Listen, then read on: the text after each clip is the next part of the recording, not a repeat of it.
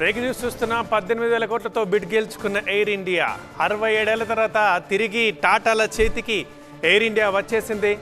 67 సంవత్సరాల తర్వాత మళ్ళీ ఎయిర్ ఇండియా టాటా చేతికి చిక్కింది. దీనికి సంబంధించి కేంద్ర మంత్రి మాట్లాడుతున్నారు, లైవ్ లో చూద్దాం. The enterprise value construct was important in this case because the Air India had very excessive debt, which we are all aware that this debt is not really a debt for which the underlying assets are there. This debt has come about because of continuous losses which the Air India has borne. I mean, the losses are in excess of 70,000 crore, and they have actually been funded through this debt which has been government guaranteed. So because of this excess debt, there was no scope for, I think, it had to be hived off. But how much of the amount to be hived off was to be determined through the market in this EB process rather than we taking any a priori view of the debt. Okay, 106. Ruchi will come back to you later. As I said, by December 2021, we want to close the transaction, and the closing would actually mean, the date of closing would mean that we will get the consideration and they will get the shares. Yeah, please go ahead. I have two questions here. First question is 29,464 crore rupees. Hello, can you hear me? This is Anu Sharma from CMC TV 18. My first question is 29,464 crore rupees was transferred from Air India's debt to the అయితే Air India Tata group వశమైంది. Tata group చేతికి ఎయిర్ ఇండియా వచ్చేసింది. ఇప్పటివరకు ఇది question మార్క్గా ఉండేది, but ఇప్పుడు official అనౌన్స్మెంట్గా మారింది. Air India బిడ్ని సొంతం చేసుకుంది టాటా సన్స్ గ్రూప్. ఎయిర్ ఇండియా కొనుగోలు కోసం టాటా గ్రూప్తో పాటు స్పైస్ జెట్ కూడా బిడ్ వేశాయి.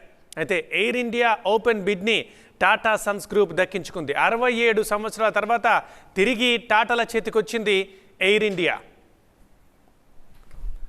ఒకసారి ఎయిర్ ఇండియా హిస్టరీలోకి వెళ్తే 1932లో ప్రారంభమైంది. ఇది జేఆర్డీ టాటా నేతృత్వంలో టాటా ఎయిర్లైన్స్ ఆవిర్భవించింది.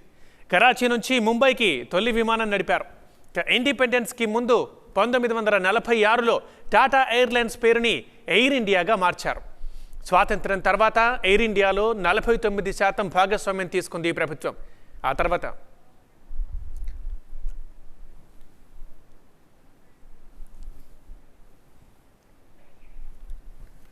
రైట్కి మళ్ళీ టాటాల చేతికొచ్చింది ఎయిర్ ఇండియా. 68 సంవత్సరాల తర్వాత, 68 ఏళ్ల తర్వాత ఎయిర్ ఇండియా మళ్ళీ టాటాల చేతికొచ్చేసింది. 1953లో ఎయిర్ ఇండియాని జాతీయం చేసుకుంది కేంద్రం. తాజాగా 100% పెట్టుబడుల్ని ఉపసంహరించుకుంది. డిసెంబర్ నాటికి ఎయిర్ ఇండియా టాటా గ్రూప్ చేతికి వస్తుంది. దీంతో 68 ఏళ్ల తర్వాత మళ్ళీ ఎయిర్ ఇండియా టాటా చేతికొచ్చినట్లయింది. నష్టాల్లో ఉన్న ఎయిర్ ఇండియాని అమ్మేందుకు గతంలోనూ ప్రయత్నాలు జరిగాయి. 2018 మార్చ్లో కేంద్రం ఎయిర్ ఇండియాలో 76% షేర్లను అమ్మేందుకు ఇంట్రెస్ట్ చూపించింది. అయితే అప్పుడెవరూ ముందుకు రాలేదు, కొనలేదు. తాజాగా స్పైస్ జెట్, టాటా సన్స్ బిడ్స్ వేశాయి.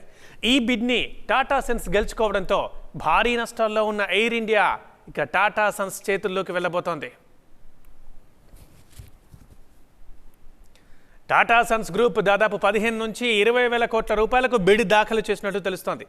ప్రత్యర్థి స్పైస్ జెట్ కంటే 5,000 కోట్ల ఎక్కువ బిడ్ దాఖలు చేసింది టాటా. ప్రభుత్వ రిజర్వ్ ధర కంటే 3,000 కోట్ల రూపాయలు ఎక్కువ బిడ్ దాఖలు చేసింది. కేవలం ఎయిర్ ఇండియాని కైవసం చేసుకోవడం కోసమే 200 మందిని నియమించుకుంది టాటా సన్స్ గ్రూప్.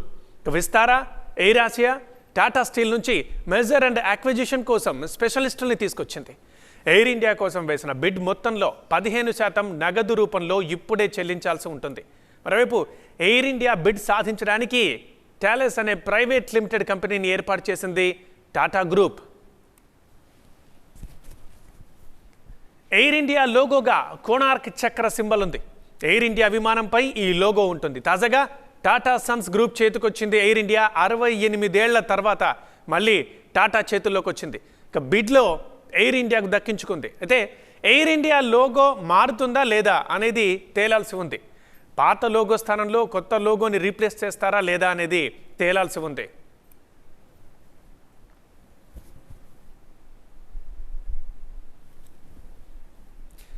ఎయిర్ ఇండియాకు డొమెస్టిక్ ఎయిర్పోర్టుల్లో 4,400 ల్యాండింగ్ పార్కింగ్ స్లాట్స్ ఉన్నాయి. మొత్తం 1,800 ఇంటర్నేషనల్ ల్యాండింగ్ స్లాట్స్ ఉన్నాయి. 127 విమానాలతో ప్రపంచంలోనే 35 అతిపెద్ద ఎయిర్లైన్స్ని కలిగి ఉంది ఎయిర్ ఇండియా.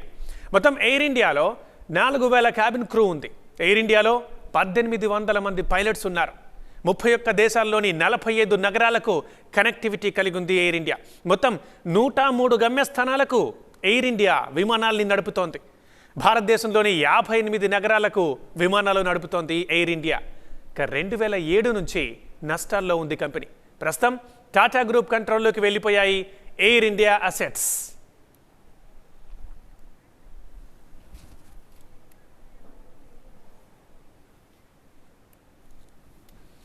అరవై 8 ఏళ్ల తర్వాత ఎయిర్ ఇండియా మళ్ళీ టాటా గ్రూప్ వశమైంది. ఆ బ్రేకింగ్ న్యూసే మనం చూస్తున్నాం. టాటా గ్రూప్ చేతికి ఎయిర్ ఇండియా వచ్చేసింది. అయితే ఇప్పటివరకు ఇది క్వశ్చన్ మార్క్గా ఉండేది, బట్ ఇప్పుడు అఫీషియల్ అనౌన్స్మెంట్ వచ్చేసింది. ఎయిర్ ఇండియా బిడ్ని సొంతం చేసుకుంది టాటా సన్స్ గ్రూప్. ఎయిర్ ఇండియా కొనుగోలు కోసం స్పైస్ జెట్ కూడా బిట్ వేసింది టాటా గ్రూప్తో పాటు. అయితే ఎయిర్ ఇండియా ఓపెన్ బిడ్ని టాటా సన్స్ గ్రూప్ దక్కించుకుంది.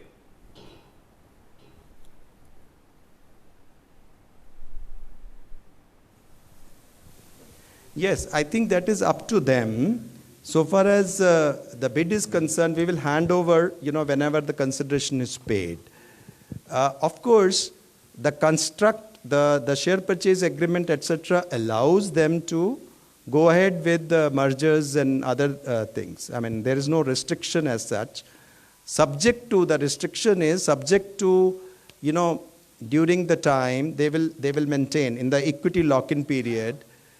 They have to maintain 51%. That means the ownership. The ownership has to be there with the bidder who has got it.